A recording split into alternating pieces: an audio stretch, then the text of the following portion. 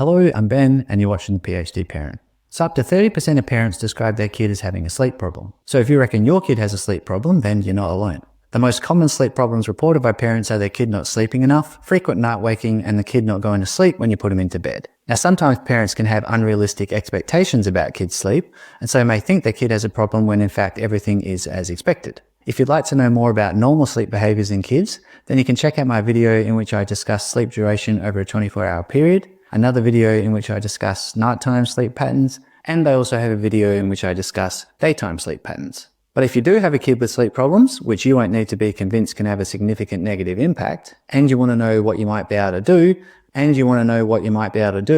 then keep watching. Because in this video, I'll review studies that have investigated strategies for managing sleep problems in kids up to 3 years old. So the current video is actually one in a series that looks at sleep interventions for kids up to 3 years old.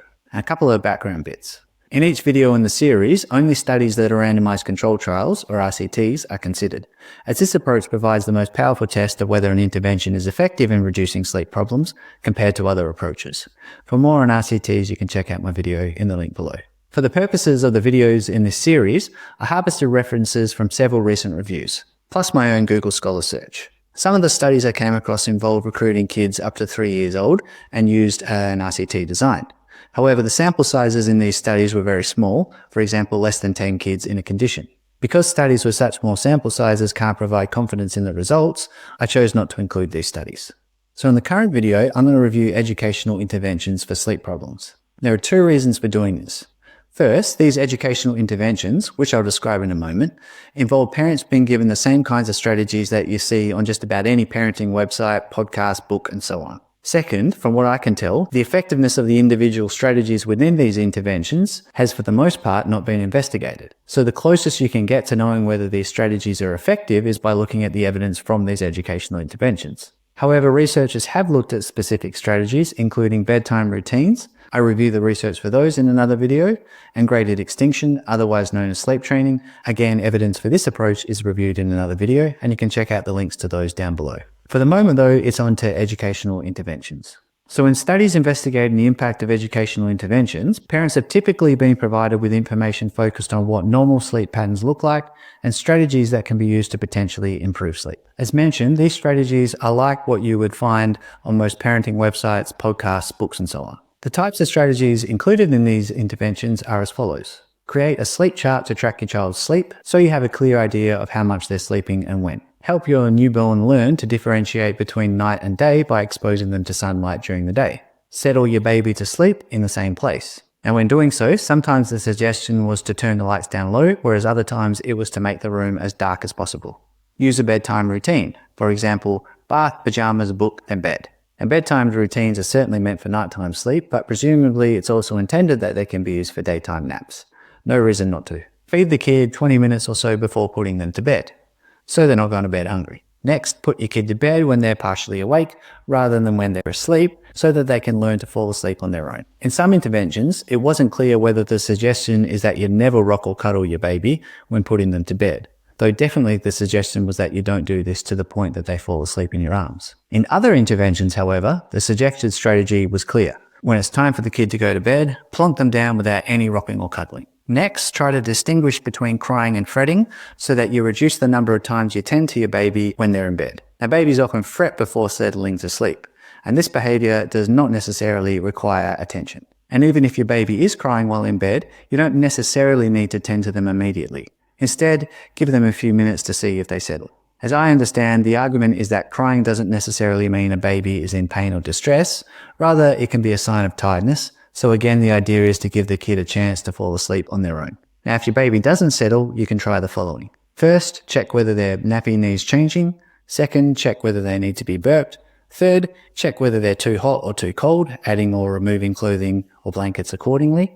And fourth, if the preceding steps don't make a difference, then stroke and talk softly to your baby and/or pick them up and give them a cuddle. Next, avoid reactive co-sleeping. The suggestion is that you should not immediately stick the kid into bed with you to get them to sleep, but you should try other stuff first. Easier said than done if you're on no sleep. Now, if your baby startles themselves awake, the suggestion is to swaddle them or stick them in a sleep suit. And finally, offer your baby a focal feed, otherwise known as a dream feed, between 10 to 12 p.m. And there are also suggestions for what you should do throughout the day to try and promote good sleep. And these included try not getting into the habit of soothing your baby by feeding them, assuming they're not hungry. If they're hungry, then obviously feed them. And engage with and stimulate your kid during wait periods.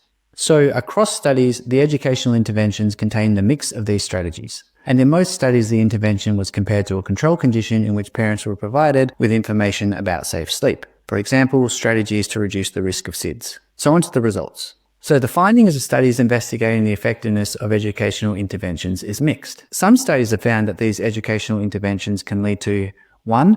Fewer night wakings, although if you take the results of Hall, which was the only study to report data on the number of wakings, the difference was small, with kids in the educational intervention condition on average waking about 0.5 times less per night than kids in the control condition. 2. Children sleeping longer through the night. So kids in the educational intervention condition were sleeping around 30 to 35 minutes longer than kids in the control condition.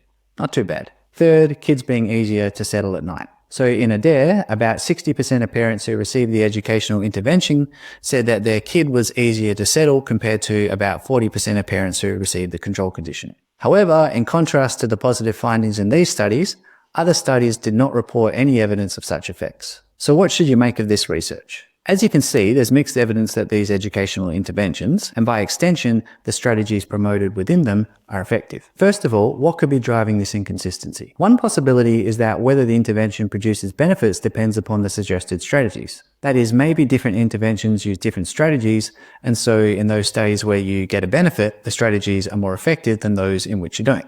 And so you end up with mixed findings. While possible, it's probably not a good explanation because there's significant overlap in terms of the strategies suggested across studies that did and did not find evidence of benefit. Another explanation is that the strategies don't reliably produce improvements in sleep. So suppose that each intervention generally uses the same strategies, but the effectiveness of the strategies themselves is a bit hit and miss, for whatever reason. If this were the case, then again you'd end up with mixed findings across studies. Whatever the case for these mixed findings, the bigger issue is what these studies can tell you about the effectiveness of the strategies promoted within the interventions. For 2 reasons, which I'll expand upon, the capacity of these studies to shed light on the effectiveness of these strategies is limited. So the first reason is that if a study doesn't find evidence the educational intervention was effective, then you can't conclude that the strategies are not helpful. And this is because you don't know whether the lack of effectiveness reflects the strategies being no good or parents not actually putting the strategies into practice. To illustrate, in studies where parents were asked how often they implemented the suggested strategies, it was found that parents who regularly adopted the strategies reported that their kids slept better than parents who did not. In other words, if you don't put the strategies into practice, then you're not going to get any benefit. No surprises there. The second reason is that if a study does find evidence the educational intervention was effective, it's still not possible to make any claims about the effectiveness of each strategy promoted within the intervention. The reason for this can be illustrated as follows. Suppose you have an intervention in which parents are given 3 different strategies for improving sleep, A, B, and C. You find kids sleep better after the intervention. That is, it was effective. Now, why was it effective? Well, maybe it was effective because of strategy A and strategies B and C did nothing. Or maybe it was effective because of strategies A and B and strategy C did nothing. Or maybe it was effective because of all 3 strategies. I could go on. The point is that you just can't tell. So what this means is that these studies, even if they showed the intervention was always effective, can tell you very little about the effectiveness of the individual strategies used within them. So in summary, it's not clear that these educational interventions are effective. And it's also not clear whether the strategies provided within them are effective. As mentioned, aside from the use of bedtime routines and graded extinction, that is sleep training, I'm not aware of any studies that have tested the effectiveness of these strategies in isolation in kids 3 years and younger. Many of the strategies seem like common sense. For example, don't put your kid to sleep in a bright room. However, for others, it's less clear that the strategy would have a positive impact on sleep.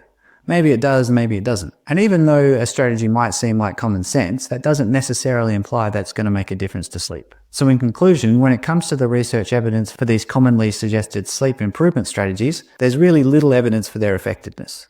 So that's it for the impact of common sleep strategies on kids' sleep. If there's anything I've gotten wrong, any important research I've overlooked, or if you have any questions, then feel free to get in touch.